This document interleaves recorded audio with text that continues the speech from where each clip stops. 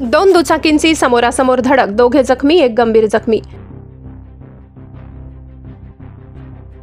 नवापूर तालुक्यातील खांडबाराजवळ आज सकाळी 11 वाजता खांडबारा ते काकरपाडामधील 3 रस्त्याजवळ भीषण अपघात घडलाय। दोन दुचाकींच्या समोरासमोर झालेल्या धडकेत दोघे गंभीर जखमी झाले असून एकाला जबर मार लागल्याने गंभीर जखमी आहे।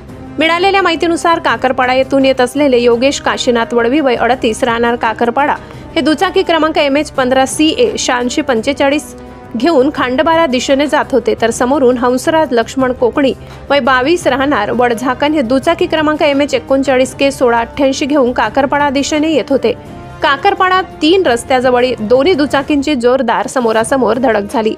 नागरिकांनी तातडीने 108 रुग्णवाहिका बोलावून जखमींना खांडबारा ग्रामीण रुग्णालयात दाखल केले। पायलट सावन गावित यांनी वेळीच पोहोच देत दोघांना उपचारासाठी हलविले। त्यात योगेश वडवी यांच्या तोंडावर जबर मार लागल्याने ते गंभीर जखमी झाले, तर हंसराज कोकणी यांना जबड्याला मार लागल्याने ते जखमी झाले। प्राथमिक उपचारानंतर दोघांनाही नंदुरबार जिल्हा रुग्णालयात हलविण्यात आले।